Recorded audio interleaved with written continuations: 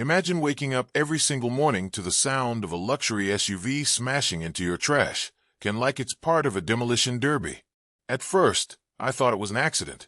But when I realized my neighbor was doing it on purpose, I decided to fight back, with concrete evidence. My name is Marcus Holloway. I'm 45 years old, an electrician by trade, and until recently, just a guy trying to hold my life together after a brutal divorce. I'd been wiring homes for over 2 decades, but nothing prepared me for the emotional rewiring it takes to be a single dad with 2 teenagers. Emma, my 16-year-old, is brilliant and sarcastic, sharp enough to see through anyone's nonsense, including mine. Tyler, 14, lives for basketball and dreams of making varsity before he can even drive. They needed stability. They needed rooms of their own, good schools, and a neighborhood that looked safe on paper. So 3 years ago, I bought a corner lot house in Pinewood Gardens, one of those cookie-cutter HOA neighborhoods in Ohio. Perfect lawns, fences like clone soldiers, and mailboxes in only 3 approved colors. It looked like order, and after the chaos of divorce, I thought that was what we needed. What I didn't expect was the chaos hiding behind that order. Specifically, in the form of one woman, Brenda Whitmore, 52, widow, former bank manager, and self-appointed queen of Pinewood Gardens. She drove a pearl-white Escalade the size of a yacht and treated HOA bylaws like holy scripture. Her official title was nothing. She wasn't elected or chosen, but she called herself compliance officer. And because she was best friends with the HOA president, most neighbors didn't dare cross her. At first, I thought she was harmless. Just another busybody with too much time. I had bigger things to focus on: custody hearings, work contracts, keeping Emma on track for college, and making sure Tyler didn't break any more windows with his jump shot. But Pinewood Gardens had its rhythm, and every rhythm has one note out of tune. For me, that note was Brenda's Escalade, idling across the street at 6:15 a.m. every morning. And that was the beginning of a nightmare I never expected. It started small. A Tuesday morning in September, second week of school. Coffee brewing, kids getting ready. Garbage truck still 20 minutes away. Then crack. The sound of plastic shattering echoed through the dawn silence. I rushed outside in my pajamas to find my trash can obliterated. Garbage scattered across the driveway like confetti at the worst party ever. And there she was, Brenda, backing up her Escalade, rolling down the window with a fake concerned smile. "Oh my, these streets are so narrow," she cooed. "I hope you weren't too attached to that old thing." Old thing. I'd bought it at Home Depot the week before, but I bit my tongue, thinking maybe it was an accident. I spent 20 minutes cleaning up soggy cereal boxes and coffee filters, while my kids watched from the window, embarrassed. But then it happened again, and again. By Friday, my accident theory was dead. Every morning, like clockwork, 6:15, the rumble of her oversized SUV, the crunch of plastic, the smirk as she drove off, leaving me crawling around the driveway. The breaking point came when my elderly neighbor, Mrs. Olivia, pulled me aside. Her English was careful but clear. "She takes the long way on purpose," she whispered. "Plenty of room on the other side, but she always drives close to hit it." That was the moment my suspicion turned into certainty. This wasn't carelessness. This was targeted. I tried reasoning with her. Caught her during her afternoon walk. "Hey, about the trash can." She cut me off with a sugary smile. "Marcus, you're new to community living. These streets weren't designed for oversized containers. Perhaps you should consider placement timing adjustments." Placement timing adjustments? As if there was some magical moment the garbage truck didn't need the can out front. By the end of the month, I'd replaced 4 trash cans.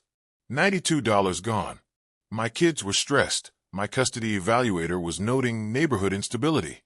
And every morning started with the sound of Brenda's SUV crunching plastic. She'd even begun making eye contact during the collisions, smirking as if to say, "This is my neighborhood. You don't belong." And that's when I decided game on. When you're an electrician, you learn how to trace problems to their source. Something doesn't add up? Dig until you find the short. That's exactly what I did with Brenda. I buried myself in municipal codes, HOA bylaws, and city ordinances. Hours of reading dry legal jargon. But eventually, jackpot. City law required trash cans to be placed within 3 feet of the curb on collection day. And guess what? HOA jurisdiction ended at the property line. Translation: Brenda had no authority over my trash can. That weekend, I set up a Ring camera perfectly angled to capture her demolition derby routine. I got a professional survey confirming my can placement was legal. And Mrs. Olivia even gave me a shaky-handed written statement, saying Brenda always swerved deliberately. But while I built my case, Brenda escalated. One Tuesday, I came home to a certified violation letter. Improper receptacle placement creating traffic hazard. Daily $50, fines if not corrected. The legalese was so polished it could have been written by a paralegal. My blood boiled. This wasn't just bullying anymore.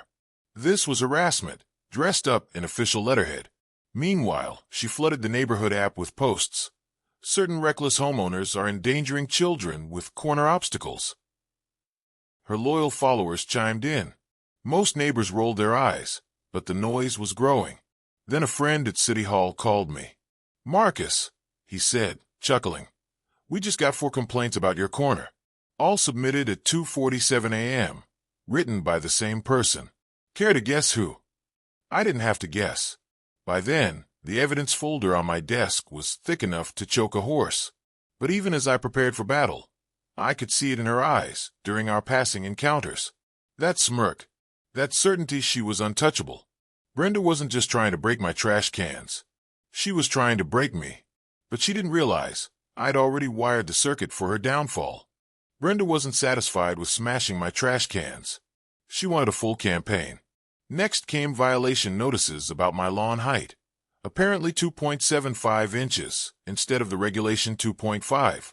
Then my mailbox color, which had faded illegally from heritage blue to weathered navy. And tiny tears in my window screens that you'd need a magnifying glass to spot. Each fine, $50, 10 days to pay. It was relentless. But I wasn't sitting idle. I spent an entire Saturday walking the neighborhood with a tape measure and camera. 14 houses had grass taller than mine. Half the mailboxes were faded, and dozens had worse screen damage. Guess who wasn't fined? Her smirk grew every morning.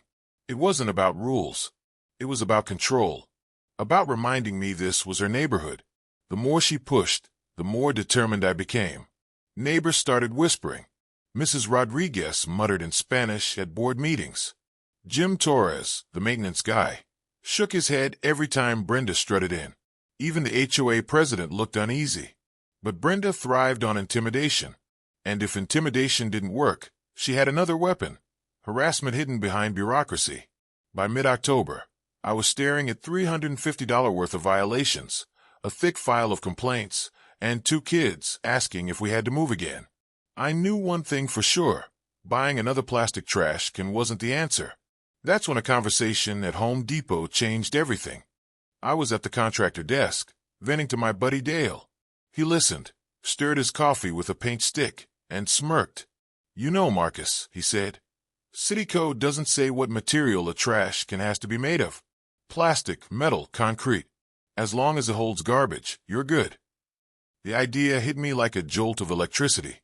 That weekend, my garage turned into a construction site. Emma and Tyler helped mix bags of concrete, while classic rock played on my old radio. The smell of wet cement filled the air, reminding me of when I helped my dad pour a basement floor 30 years ago. We built it like a fortress. A standard plastic shell on the outside, reinforced with 60 pounds of concrete and steel rebar on the inside. Drainage holes, weight distribution, fully functional, fully legal. From the outside, it looked just like every other trash can on the block. But on the inside, it was an immovable object waiting to meet Brenda's unstoppable force. The kids laughed while smoothing the surface. Tyler asked if we could paint "Good Luck, Brenda" on the side. I told him no, we wanted it to look normal. By Sunday night, it was done. A $47 masterpiece of revenge, disguised as a trash can. Monday morning, I rolled it out to the curb. Same spot as always. Then I waited, coffee in hand, camera recording. At 6:15 sharp, her Escalade appeared. She approached slower than usual, suspicion in her eyes. But then BM. 15 miles per hour, straight into the new can.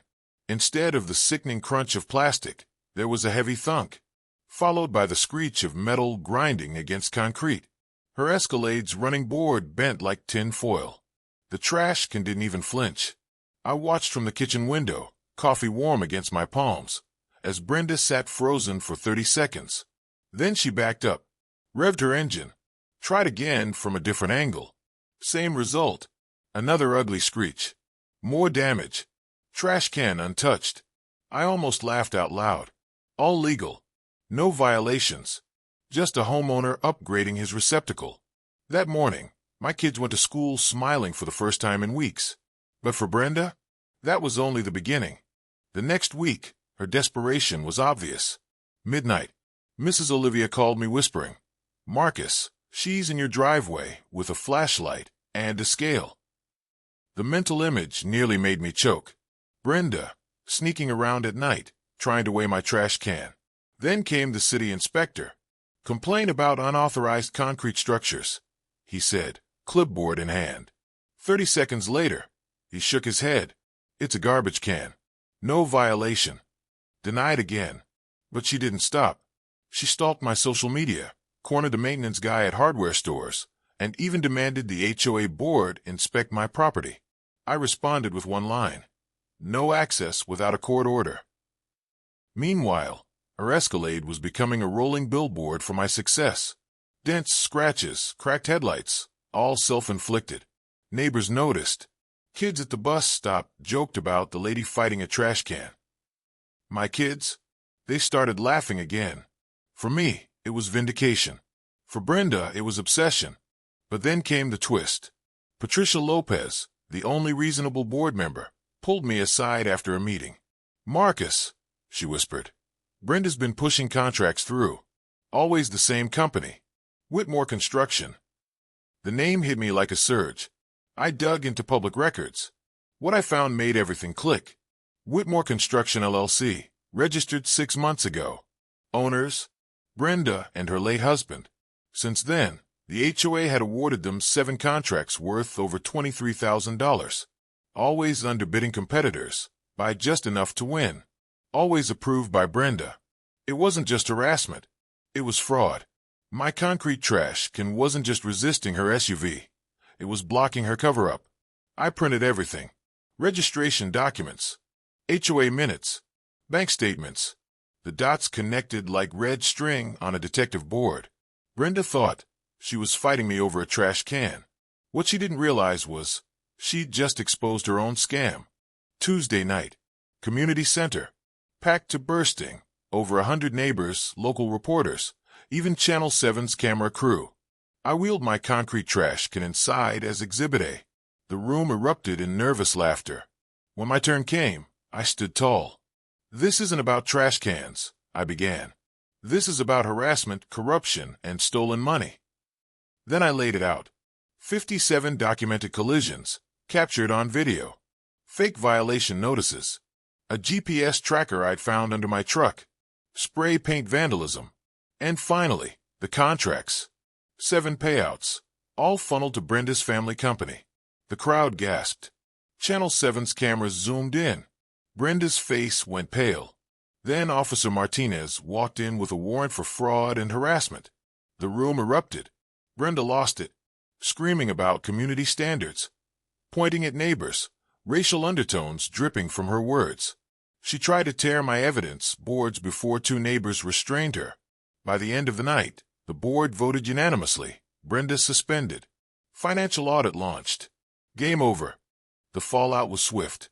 Brenda resigned within days. Fraud charges followed. Her insurance claim was denied.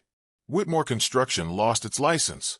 And the $47,000 she'd siphoned from homeowners returned in refund checks by Christmas. Patricia Lopez became board president, promising transparency. Monthly financial reports, open contractor bidding, real reform. And my trash can. It became a legend. The HOA placed it in the community center lobby with a bronze plaque. Property rights protected, 2023. Neighbors joked about it. Kids made memes. My son even started a YouTube channel called Suburban Justice. But for me, the victory was simpler. My kids saw their dad stand up to a bully and win, not with fists, but with evidence, patience, and a little creativity. And every time I sip coffee in the morning, watching the garbage truck roll by without drama, I remember the lesson. Sometimes David beats Goliath, especially when David fights back with 60 pounds of steel-reinforced concrete. So tell me, what would you have done if your neighbor destroyed your property 57 times? Drop your story in the comments. I want to know if HOA madness lives in your town too. And if you love seeing karma in action, hit subscribe. More HOA battles are coming.